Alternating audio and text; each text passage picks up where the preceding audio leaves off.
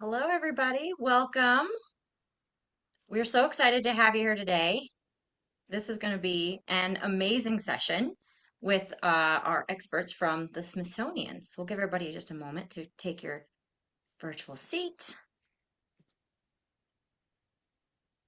My name is Rachel Hutchison. I am the Senior Manager of Online Instructional Design here at NHSA, and today it is my pleasure to welcome you all to our session on object-based learning.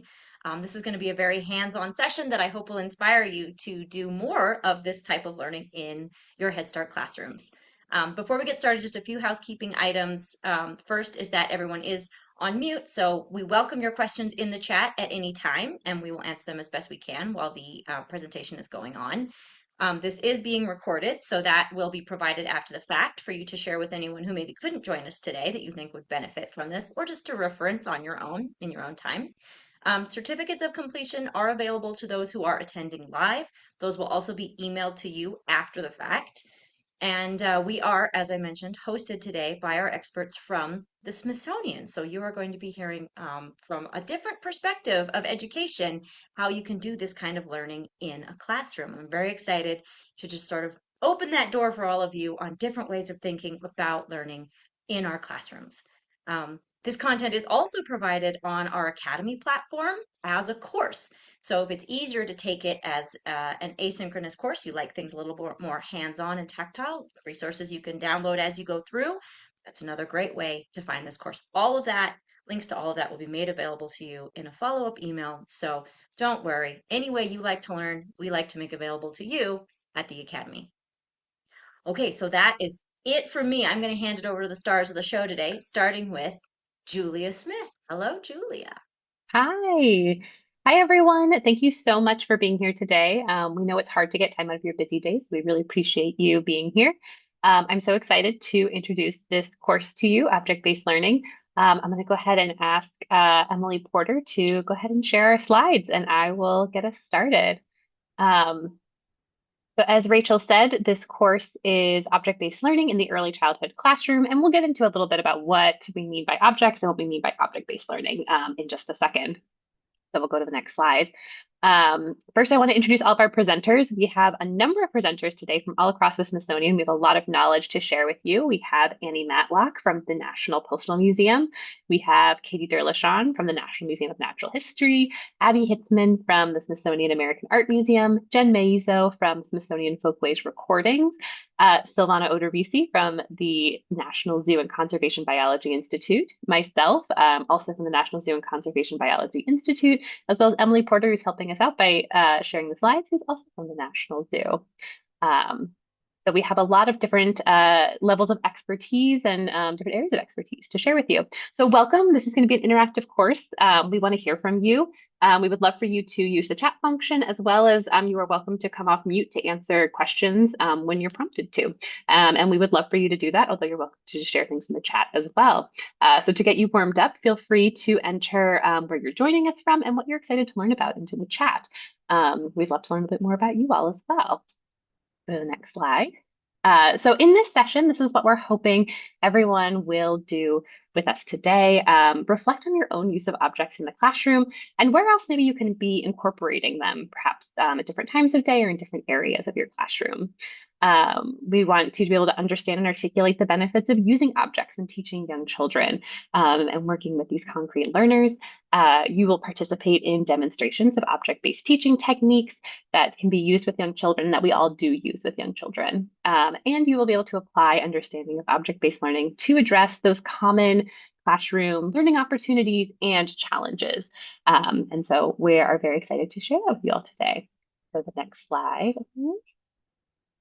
So who are we? What is the Smithsonian Institution? The Smithsonian Institution is a collection of museums, research centers, and the National Zoo, as well as education centers. So we are all about collecting our nation's treasures, doing research, both scientific as well as sort of in the humanities, and sharing that knowledge with the world. And we have 21 museums.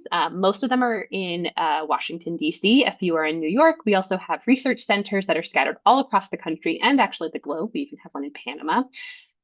And we have over 200 affiliate museums. So you actually might be closer to the Smithsonian than you think.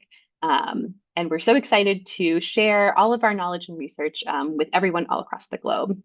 And go to the next slide, Emily. So Smithsonian object-based learning. The Smithsonian holds our nation's treasures, things like the Hope Diamond. We have the giant pandas. We have Dorothy's red slippers and presidential portraits of every president. These are all things that are in our collection and that we hold, that hold stories and hold opportunities for learning. And these belong to everyone. These belong to you. These belong to your children. And we really want to share how you can use them and other kinds of objects, the objects that surround you in your everyday life to enhance learning opportunities for your children. So, with that said, I'm going to pass it off to Abby to tell us a little bit more about what is an object? What do we mean when we say an object? And what is object-based learning? Thanks, Julia. I'm so happy to be here with all of you today. So let's get into it. When you're teaching with objects, an object can be anything. So chances are you are already teaching early learners using objects through engaging in play, exploring the outdoors, or using real life models. Here at the Smithsonian, as Julia was saying, we use artworks, artifacts, specimens, gardens, animals at the zoo, and digital resources to enrich education nationwide, both in person and digitally. So let's start with what an object is. An object is a material thing that can be seen, touched, or experienced. Take a look at this slide for a moment. What objects do you see? Are any of these surprising to you? So go ahead and please come off mute or type your answer in the chat. Again, what objects do you see, and are any of the objects on this slide a little bit surprising to you?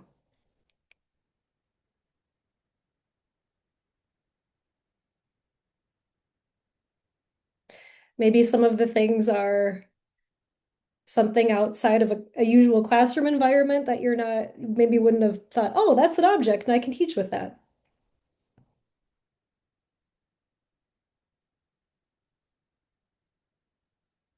Pictures? Stuffies, yes, all popular stuffies. I, Liliana, I'm the same. I never really thought of using buildings as objects before, but when we're outside in a different environment, just pointing out different things to our students. Yes, thanks, Destiny. A great refresher on anything can be used as an object. And again, things don't have to be expensive or new, just anything that can help supplement learning for our students. So thank you all for your responses. And again, as we can see, objects are diverse, assistive, and they can be used across disciplines in formal, non-formal, and informal learning environments. Next slide, please. So now that we have a refresher on what objects can be, what do they mean to education? Object-based learning is a model of education that actively brings in or uses objects in the learning environment. The use of objects in teaching involves our senses and encourages interactive and experiential, I can never say it, experiential learning and play. So let's check out this slide. This has Kolbe's experiential learning cycle on this slide using the example of how to ride a bike. So if you were learning to ride a bike, reading a book might help you understand some parts of the bike, but until you've actually sat on the bike, you would understand what it feels like to pedal and how to make the bike itself move. So children are really concrete learners and objects are concrete. So next slide, please. When bringing objects into the classroom, we need to think about where to get them and if they are safe for our students. You can find objects both digitally and in person. For example, using a smartboard or a projector to work with photographs found from a web page, or using household objects like bowls or utensils during circle time. It's also important to consider the life stage and skill development of your learner in deciding which objects to use. When selecting objects, think of these quick safety tips. Are they able to be mouthed? So can our students put them in their mouths and they'd be safe? Are they larger than a golf ball to avoid choking? Stay away from objects made of breakable materials like ceramic or glass. And a quick internet search can help determine if materials that an object is made of are hazardous. And last but not least, when in doubt, don't use them. So now let's slow down a bit and think about objects in more detail, and I'm going to hand it off to my colleague, Katie. Hi, thanks, Abby. So we're going to talk a little bit about how to find an object. But first, I want to have us all think about a time that that last time we noticed something, or just start by sharing a moment, a short moment together to practice in this slowing down, because slowing down is something that children do naturally, but as adults, sometimes we forget just to pause and give some full attention to whatever's right in front of us. So think for a moment about maybe when was the last time you noticed an object or noticed something? And you can share about it in the chat.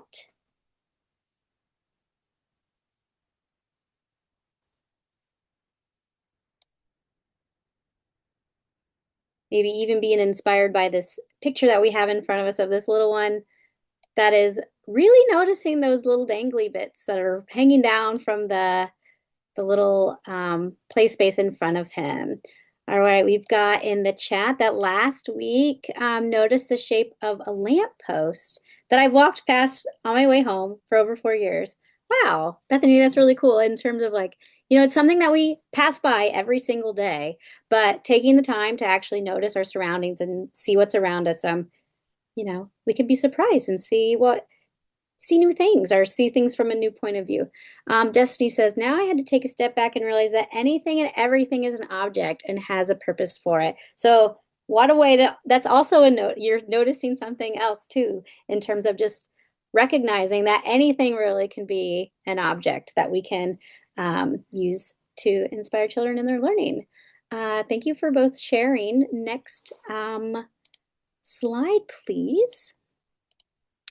We're going to take a moment now to think about, or into practice rather, choosing an object. So in your space, choose something that's within reach. Anything will do. When we're going to just take a moment, or rather a minute, so I'll keep an eye on the clock, and just hold it in your hand, maybe turn it around, notice the texture, shapes, maybe even smells of whatever you're holding, and try to look at it with the curiosity of a child potentially even seeing it for the first time.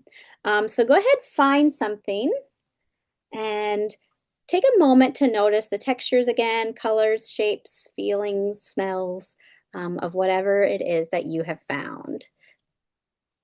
So we'll take a moment.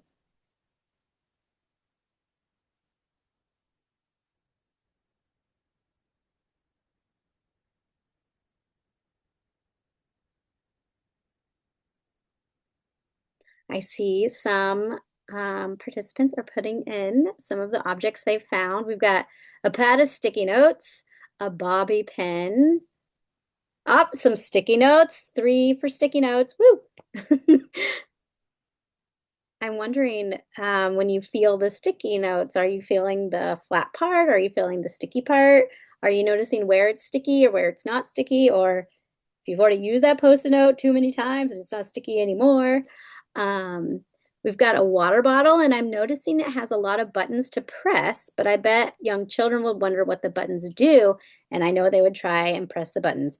Absolutely. They would definitely try and push those buttons and see what happens when they push them. My cup of coffee. Excellent. Monica, I hope that cup of coffee tastes yummy as well, and you're able to notice that at this time. Thank you, everyone, for sharing and taking a time to notice this object that's in front of you. Next slide, please. Now, before early learners can read letters in their words, they learn to read their environment. So often adults, we scan the environment really quickly, not taking the time to notice maybe what's around us, or we just have been walking home the same way for 4 years. So we are oblivious to this amazing lamppost that, like what Bethany had discovered. But children stop to notice, and they might do this through looking around, feeling around, listening, smelling. and yes, even tasting something, even if it's not meant to be, right? They explore and they notice new things around them using any sense that is available to them to explore with at that moment and for that object. So how can we nurture that noticing for our students? How can we continue to, to continue to nurture it, to allow them to explore things, explore their curiosity, and continue to set that foundation for learning. And by practicing this ourselves, we can better support those early learners that we teach every day as they are learning to make meaning of the world around them. So thank you again for taking a moment to notice and exploring an object around you. I'm going to pass it off now to my colleague Annie, who's going to lead us in a thinking routine that you can do with your students to help them with object-based learning. Thanks, Katie. Now we're going to practice the power of noticing using the See, Think, Wonder routine from Project Zero. Project Zero is a research group at the Harvard Graduate School of Education, and they study how people think and learn. Their thinking routines are simple structures and tools that you can use to make students' thinking visible instead of guessing what's happening in their heads. See, Think, Wonder is kind of like the bread and butter of object-based learning in museum education. Next slide, please. So, I see, I think, I wonder. It sounds simple, but it's not. This is cognitive work. The questions are short. What do you see? What do you think? What do you wonder? But what they ask the brain to do is complex. You're separating observations from interpretation. You're slowing down automatic assumptions. You're using evidence to support ideas, and you're generating new questions. So this is critical thinking in its purest form. For young learners, see is often enough since vocabulary and context are still developing. So sometimes we'll adapt this to see, think, feel or see, think, move. But for our demonstration today, we're going to really emphasize the see and do a little think and wonder too. Next slide, please.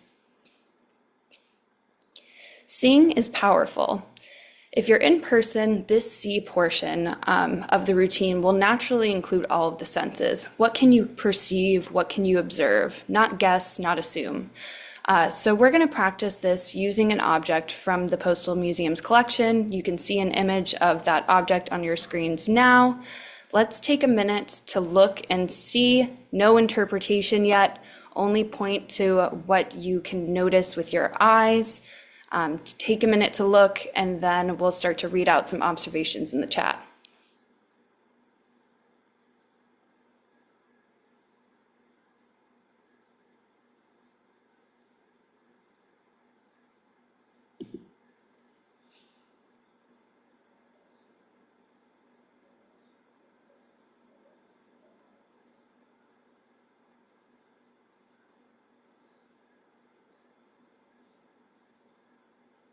Let your eyes wander across the image. And as you observe new things, share your ideas.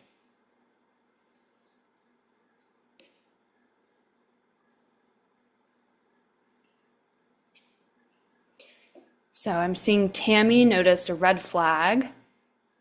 Nice observation, Tammy. Destiny is noticing the rust along the flag lift area. Katie's noticing some letters. Monica's noticing those letters too. We're noticing some are big, some are small. Some of us are reading those letters, US mail. We can do that since we're adults. We're noticing the flags, nails, shapes, the circles on the bottom. We're noticing the material this is made out of. Looks hard, not soft. We're noticing it's shiny. And there's rust.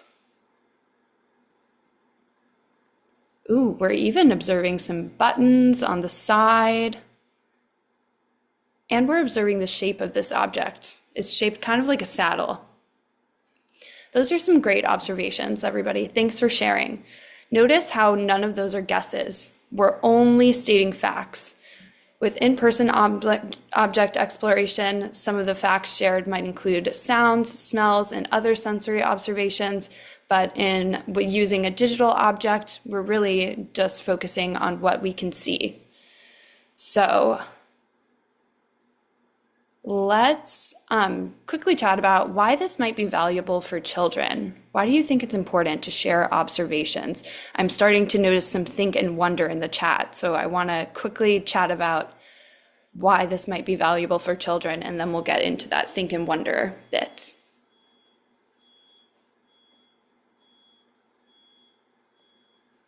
What skills can this help our early learners build?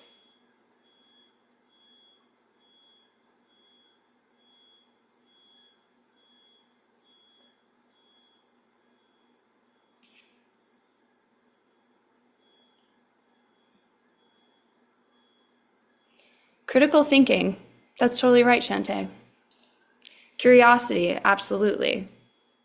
It helps us slow down, notice things, enjoy the world around us, helps us build background schema, helps us build confidence in sharing. Absolutely.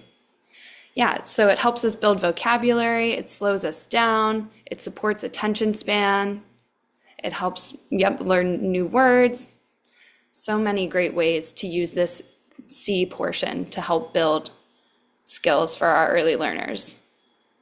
Now I'm going to ask Emily to switch to the next slide so we can jump into that think that I was already seeing a bit of in the chat. Thank you so much. So now we're going to shift to think. I want everyone to take a moment to look at this image again through a fresh lens. We're going to be thinking about what details you notice and what they make you wonder and think about this object.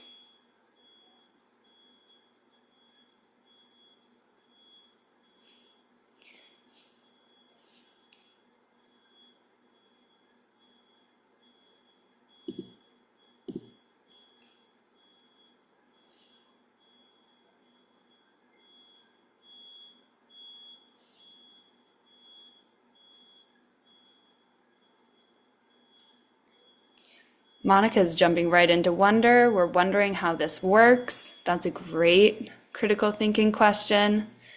Abby is thinking about where this object was originally. The rust is making Destiny wonder how old this object might be. Lots of wonders about this object.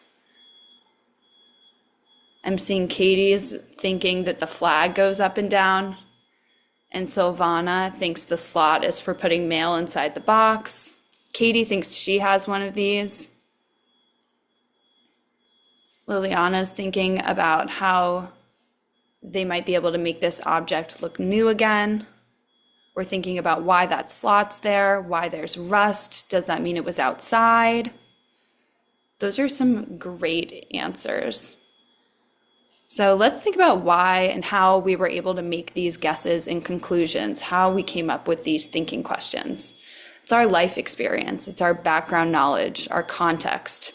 When we teach with objects, we have to remember that young children have a much shorter timeline of experience. Their context for the world is much smaller, so we may need to help build that context intentionally, and we can use objects to do that.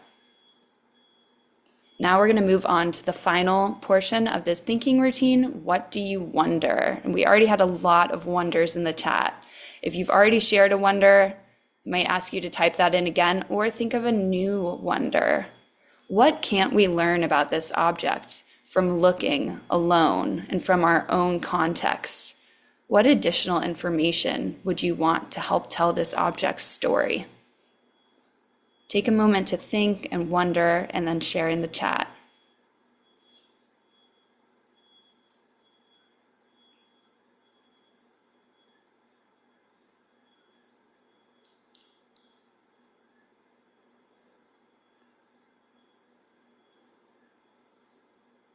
Lots of great wonders already. We're wondering how many different ways you could use this object, wondering where it's located, wondering what surprises and delights might be inside if we opened it. We're wondering whose house this mailbox might have been at, where it might have been located. Hi, I just want to jump into it because I hurt my arm and it's very difficult for me to tie with my Yes, left hand. please So, share aloud. wonder what can you put in there during the child, through the child's What can we put? My cars, my trains, my book. They don't know if it's a mailbox. So what can we put in there? If we give that to one child, he's going to fill it up probably with his favorite things, thinking that it's a box. In a way, it's a box. Yeah, So absolutely. Students might be familiar with containers. They've seen things that they put their toys inside. We're familiar with cleanup time. We're familiar with filling as many objects inside of an object as we can. So we might be wondering how many toy dolls or toy cars you could fit inside of this object. Thanks for sharing that out loud. Oh, and Rachel's sharing that this looks like bread. Is this a bread container? There are so many things that we can wonder. And wonders do sometimes get a little bit silly, which is so wonderful because that helps curiosity bloom. Learning can be fun. Objects can be surprising. We can learn new things. So notice what's happening. Wondering helps us lead us back to see, to thinking through more observations, coming up with more questions in this sort of like loop of learning through the thinking routine. See, think, wonder. So that's the magic of See, Think, Wonder. You can use it with a mailbox, a dinosaur toy, a classroom object. When we slow down and notice, we give children permission to be curious. And now Jen's going to talk a little bit about connecting objects during your day in the classroom. Thanks. Yeah, thank you so much. So we're going to talk a little bit more now about what object-based learning could look like at different times during your day. So I'd like to begin with a question and just thinking back on the See, Think, Wonder routine. Think about your daily schedule and think about which time during the day do you think it might be easiest to incorporate a See, Think, Wonder routine with an object. So put some ideas about when you think it would be easiest to do this routine in the chat, or you can come off mute and share your answer out loud if you'd like.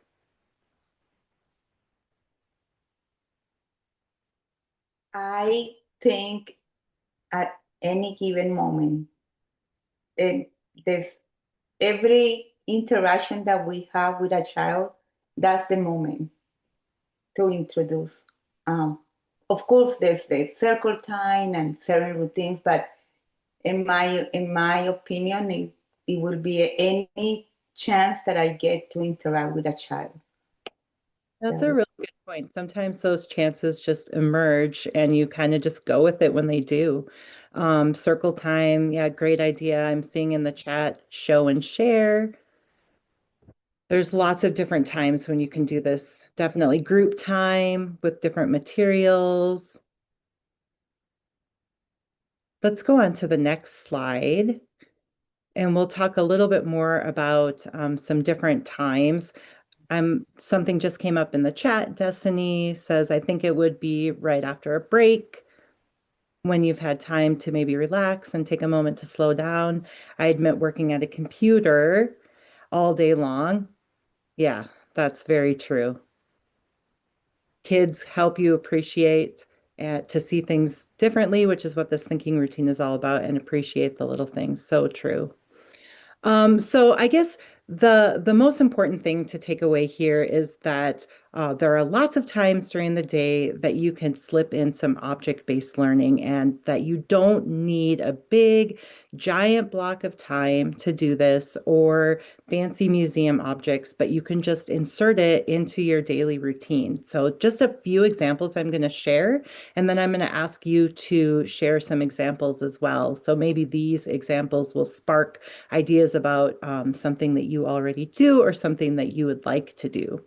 So during circle time, bringing an object in to spark conversation about something that you're going to be learning about during the day is a great way that you can do this.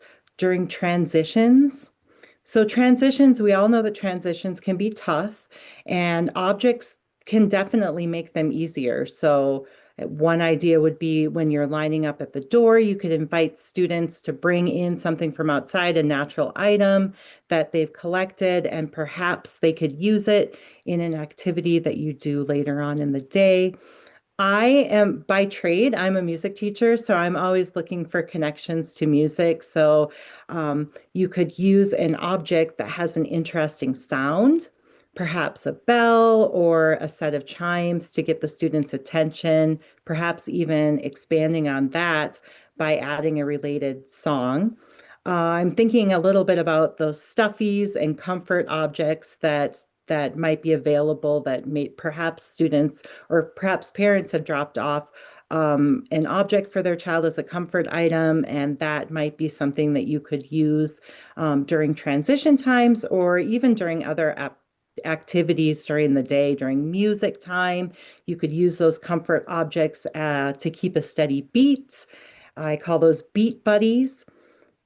Centers, I think small groups and centers are perhaps one of the easiest way that you can get started with this. It's something that you probably do already. So, for example, using tactile objects in a science center like shells and tools and seed pods, a bin of costume items that students can use for their dramatic play center, fun objects that they can count in a math center, or even objects that have different numbers on them.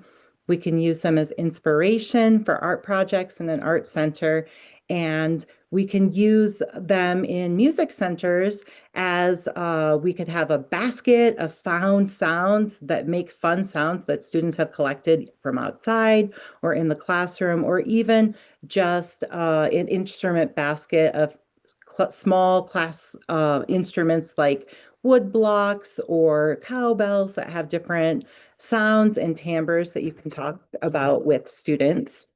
On outdoor walks, students can collect things or be on the lookout for a special outdoor object, maybe a feather or a rock. And then during read aloud time, showing an object before you read the book to generate excitement, and perhaps even doing a little bit of the see, think, wonder routine. It can really generate excitement and curiosity about a book that you're going to read. And then during the book, there's opportunities to give students objects to hold and then show or do something with the object during the story. So, for example, if you're reading a story about a bus, the students could each have a bus ticket that they raise up at a certain time. Same thing if you're reading a story about a bird, perhaps you've made little bird cutouts that they can hold up and fly around at different parts of the story. So those are just some ideas, but now I kind of want to just turn it back over to you and ask you to share any ideas that you have related to these different times during the day, um, that you might be able to incorporate an object, or the see, think, wonder routine. So if you'll put that in the chat, that would be wonderful. And you can always come off mute to share as well.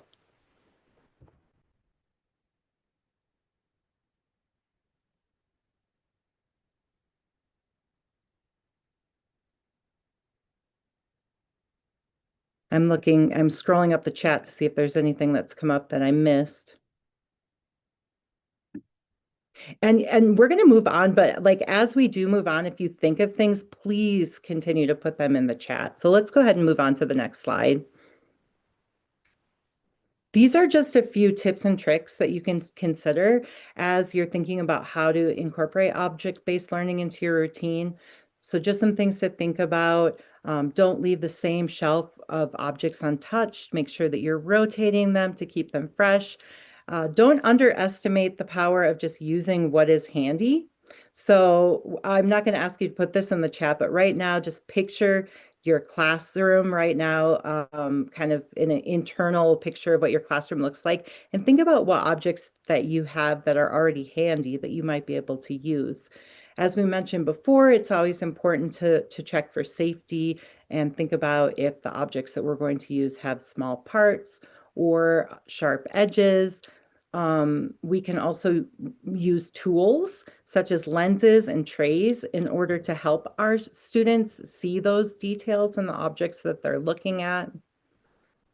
And then remembering to give students ownership, linking objects to their questions and interests. So this kind of goes back to this idea that there are many emergent times when we recognize that a student is curious about something or has an interest in something that we might be able to connect to an object. So giving them ownership, letting them bring in objects that they find or something that is interesting or important to them. And then thinking about combining object-based learning with documentation. So after exploring the object, we can ask the children to sketch, tell a story, or revisit questions that they have. And these practices help us to deepen learning so that the objects don't just feel like a static display. So I would love it if you would put other ideas into the chat for tips and tricks that you have to offer that are not shown on this slide. I would like to share, long ago, we did in a classroom, the combined with the documentation, we were doing music study. And we asked the children to pick up their favorite musical instrument and draw it. And it was amazing. They were so engaged, and the details that some of them put, especially with an instrument with little round things like a shaker, but it was, and with the maracas, with the details, drawing it was really, really cool. So I have done it, and it's a good experience. That's wonderful. So of course, as a music teacher, I completely agree. And I always love Yes. And yeah, we did that, and then it was very, very creative. We saw so much creativity on them, and they were so proud. And then they were shaking it and using it as they thought they could do it. I work with preschoolers. I used to work this is when I was in the classroom. That's so great. And it just reminded me of another thing that you could do is you could turn objects, perhaps things that you found from outside, you could turn those into instruments or use them as an opportunity, perhaps in the center, to make an instrument that then the students can play. And yes, I've experienced that as well, where they're very, very proud to do that. Yeah. And it's also a good reminder, I just remembered this too, that the See, Think, Wonder routine can easily turn into a routine that involves a different sense at the beginning. So for music, maybe it is instead of see, think, wonder, it might be listen, think, wonder, or it could be touch, think, wonder. So there's lots of different ways to adapt that thinking routine. And yes, it's very simple, and you can really use anything. And just noticing what you have around you is really important. So let's go on to the next slide. And as I pass it off to Silvana, I would like for you to think about transitions, because I mentioned earlier that transitions can be a little bit tough. So think about which transitions are most challenging in your classroom and brainstorm an object that you think might help. So while you're thinking about that and putting your answers in the chat, I will pass it off now, and we're going to focus a little bit more on outside learning. Awesome. Thanks, Jen. So now that we've learned methods for practicing object-based learning inside the classroom and in different parts of your day with strategies like See, Think, Wonder, let's learn about ways that we can apply object-based learning when we take our students outside of the classroom. And next slide. So it is well known, of course, I'm sure you all know that going outside has many benefits for children. So if you like, you can type in the chat or you can unmute and share. What do you all think are some of the benefits of time spent outdoors?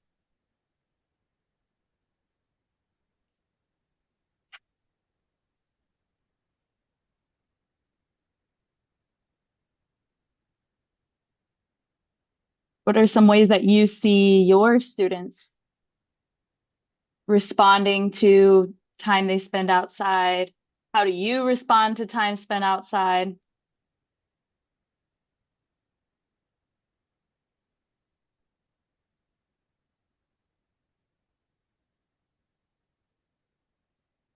Okay, Julia is saying that she has noticed everyone feels calmer outside, especially on a nice day. Liliana says it helps children get that extra energy out. Of course, it helps them calm for indoor activities. Carolyn says gets them fresh air, helps them improve their gross motor skills, learning about the weather. So some great curriculum connections there. Abby says learning in context, so getting outside and seeing the things that you're learning about.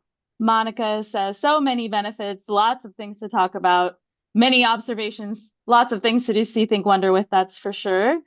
Destiny says fresh air again. We're seeing that. Tiara also said fresh air and change in atmosphere. It is nice to get your students out into a different space.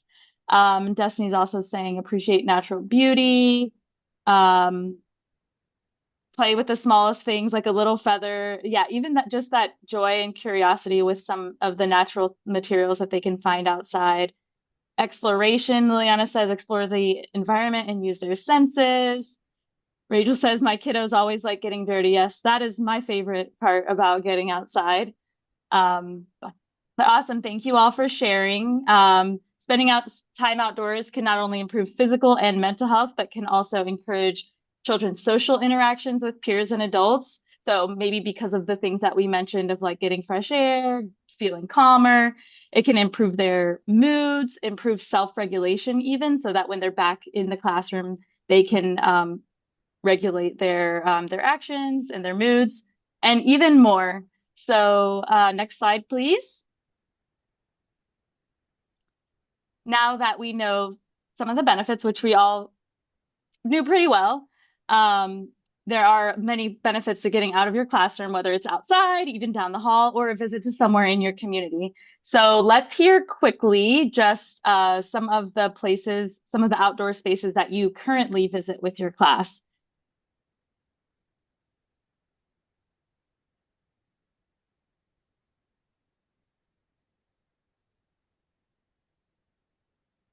I would like to share like this. Please, thank you. Uh, when we did our building study, I am in a small town in Pennsylvania, in Strasbourg. And by coincidence, the Sherman Theater, that month was celebrating their 100 years anniversary. It's a very old building, and they're still working. And we called the place. It was the first time that they agreed to do a tour for preschoolers. So we meet with the parents, and at one end of it's like a main street. So say from point A to point B, like a long walk. But the main street has great buildings and saying 1700s bill and all that. So we took that opportunity to walk with the parents and the children from one end to the other until we got to the Sherman Theater. And we were talking about everything. We stopped at the traffic light. We showed them the way the different buildings look like. And then we got to the Sherman Theater and we went inside and showed them. The director was, doing the tour and telling very simple for preschoolers, what was that about. And that was a very good trip that we did. And we walked, in the streets, and it was pretty cool. Yeah, that's really amazing. I mean, earlier we were saying we didn't think about buildings as objects, but you really had an object-based experience out in the community with that tour of the old building. And so thank you so much for sharing that. So we also have some friends in the chat saying playground is an outdoor space that they visit, ramps, parking lots. All of these are great places where you can use object-based learning in an outdoor venue. And of course, every school has different access to natural spaces. Maybe you aren't able to access the parking lot. Maybe your playground doesn't look the same as someone else's playground. And of course, can depend on many factors such as location, safety, and mindsets. But regardless, these places create opportunities to explore the great outdoors and your community, and they make perfect places for object-based learning. And some ways that you can encourage object-based learning the next time you take your class outside, no matter where it may be. You could bring along magnifying glasses to look closely at interesting objects along the way. So on your way to a building where you're getting a tour, on your way to the parking lot, in the parking lot, and they can investigate some things they find, can encourage collecting natural materials on your explorations like acorns, flowers, blades of grass, pine cones, and definitely plan time outside to explore nature, whether that's nature journaling, outdoor circle time, or a little scavenger hunt. These are all ways that you can plan for time outside. But next slide, please. If you're not able to visit some of the outdoor spaces that we discussed, there's always the option of bringing the outdoors in. And natural materials can give a fresh take on object-based learning and can be used to make many interdisciplinary connections. So for math, natural materials like tree pieces can be used for practicing math skills such as one-to-one correspondence, measurement, counting, and making patterns. You could try having your students make a tall tree piece stack and then count how many pieces they use. They could even measure how tall it is using informal measurement. We also have literacy. Natural materials like nests and pine cones can be used to help build vocabulary, practice auditory discrimination, phonological awareness, and practice even letter recognition. So bringing in those natural materials provide those real objects to teach phonological awareness instead of just looking at photos. So like holding a pine cone, breaking down the sounds in the word cone, own, or saying the beginning sound cone, can help with that. And then for science, of course, adding natural materials to your science center can help keep your students' interests and practice basic science skills like making observations and finding patterns. So adding natural materials in this way can transform your classroom activities. Next slide, please. For example, if your class is learning about trees, bring in real items like pine cones and acorns and enrich sensory exploration with sticks, pine cones, even just in a sensory bin full of dirt like you can see in these photos right here. Sensory play with these simple additions and provides opportunities for children to develop vocabulary. And as children play, they can explore the parts of the tree, the real parts of the tree, and talk about even how trees grow. And this is just one example of a connection we can make to our curriculum. Can you think of any curriculum connections you can make with natural materials to bring the outdoors in? You can type in the chat. I think we are running tight on time, so I am going to let you think on that. Please type it in the chat so we can come back to it. And I'm going to turn it over to my friend Katie for a very exciting next part of our object-based learning session. Thank you, Silvana. All right, so here at the Smithsonian, we are doing object-based learning often. It's one of the things that we love doing here as educators. And we use our collections kind of as our object library, and we use them every day to help our learners here engage in the space and connect with whatever content that we have at our museum or our unit. However, we do not really have a say as to what goes inside our collection. That's left up to others in the museum. But you get to choose what you would like in your own collection or in your own object library.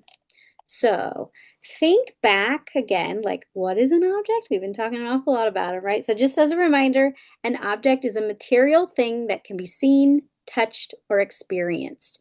And we have a few images here. So on the left, we have some scientific specimens that we are using here to make observations of. To the right on top, there are some natural materials. Now, natural materials are also an easy and inexpensive way to build up your object library, as Silvana was talking about. So you can bring in objects from the outdoors like rocks or sticks or pine cones right into your classroom. And you can even invite your students to help bring in objects to add to the object collection as well. And then in the lower right, we have some little ones playing with maybe some everyday objects. And I saw Liliana in the chat a few minutes ago talking about how like awesome boxes are in her classroom, because how many times are boxes the best toy? Every time. While they might not seem like the most exciting objects to us as adults, to young children, everyday objects sometimes are completely new. And the young children, you know, they might want to explore new ways to use that object, but they also might try and practice using the object and mimic the adult that they've seen using it, which also is a cue to us that they're noticing, interpreting the world around them as we are also engaging with objects. It looks like here they have a little water bottle, so I'm sure they could, the little one is like figuring out, ooh, this little top here, what's going on there? Or maybe they'll like knock it over and it'll roll, but lots of different ways that they can engage and play with that object. All right, next slide, please. So earlier, Jen shared some tips and tricks on using objects, and these tips and tricks also, I'm going to reiterate them, as well as really, really talk about one of them, the one that I think is, I mean, all of them are important, but the last one, it's critical, I think.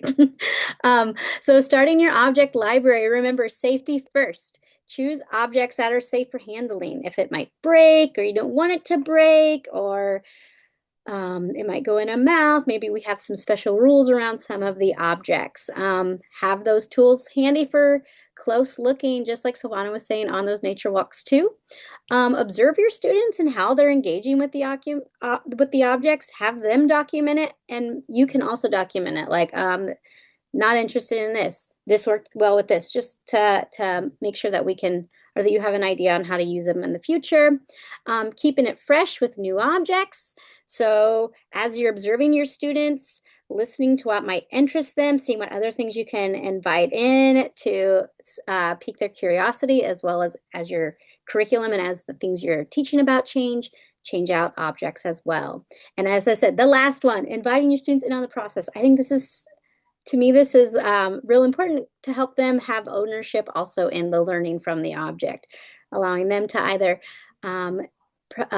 provide some objects for a temporary loan in your collection that you might use, or that they might want to share and use in a way of teaching their classmates as well. So get some buy-in from the kiddos and have them come on in. Now, some potential objects, these are some of the examples of objects that we use every day in our collections. So again, we use objects from nature, postcards, money, toys, again, common household objects. And all of these are images of objects that are in our collection here at the Smithsonian. And you also have access to all of them too, digitally speaking. So on the next slide, we have the Smithsonian Open Access webpage, and this the Smithsonian Open Access is a tool full of so many amazing objects that you can use right now. And this is where you can download, share, and use those Smithsonian images without asking anyone. There's platforms and tools. You have a lot of access to lots of objects. And here on our webpage, there's more than 5.1 million 2D and 3D digital items that you can have access to right now, and more are added all the time. And this includes stuff from all of our museums here represented, the zoo, and our research facilities around the world, because there are some that are not in the US as well. And we'll also have a PDF form for you that we'll fill, or that we'll send to you, giving you a little bit more information on how to use this webpage if you would like to use it to bring in some digital objects into your classroom. Thank you very much. I'm going to pass it over to Julia. Yes. Excellent. So we are wrapping up. We're near the end of our webinar, and I'm just going to put this in the chat. What is something that you learned today that you're going to put in practice? So just think about that as we go through these last wrap-up slides. I would love to hear about what made an impression on you. Go to the next slide. And I just want to highlight for everyone that we have lots of different resources for you, so you can put some of the things that we talked about today in practice. So we have a full course on object-based learning in the early childhood classroom that's broken down by the different times of day. So you can think about the different ways you can incorporate object-based learning into your classroom. I'm going to put a link to that in the chat, as well as some other resources, including some videos that are also all about kind of how we approach learning with young children at the Smithsonian, using the children from the Smithsonian Early Enrichment Center, which is our on-site child care at the Smithsonian. It's actually located in one of our museums. Go to the next slide. And we don't have a ton of time, but if anyone has any questions or any thoughts that they want to share with us, and we can go to the next slide. You can look at some of our different resources and ways to stay in touch with us. Yes, so Destiny asked, could all these links possibly be sent to our emails? Yes, you will get all of these links in your emails. Don't panic. But if you were curious, I did want to make sure that people had access to them today. So that's why they're in the chat. So feel free to save any of those. But if you don't get them, don't worry. They're going to come to your email as well. Also, we don't have a ton of time for questions. So if you have any questions, please feel free to email us at one of those email addresses. Get a head start at si.edu. But I think we might have time for maybe one question if anyone has any. And then unfortunately, we kind of have to wrap up a little bit early because there's another webinar right after this one. Thank you. Monica says the object library was something that they're going to use. That's so exciting. Being able to observe objects and pull out different items from original pictures. Yeah, that's something you can do as well. Is using images that you might find online as well. Excellent. All right. So Rachel, how are we on time? Do we need to sort of start wrapping up? I know we were going to try to wrap up a little bit early. Yes, Um, thank you. We are okay. pretty much at time. Everyone, the NHSA is a busy place of learning. We do have another webinar starting in a few minutes, so we're going to make room for the next group. But I do want to let you know that in addition to these professional development webinars, we do field trips to the Smithsonian National Zoo, where you can see this kind of object-based learning in practice and get to do it with us. And it's such a joyful experience. So our next one is in April. And we'll make sure that all that information is also in that follow-up email. But we're going to learn about size and measurement with elephants. So you won't want to miss that. So you're all invited to join us every time we get together to see, think, and wonder about this incredible world that we are a part of. Thank you so much to all of our hosts from the Smithsonian for joining us. And we do hope to see you again for more time of learning and play. Thanks so much, everybody. Yes, Bye. thank you all so much. Have a great day.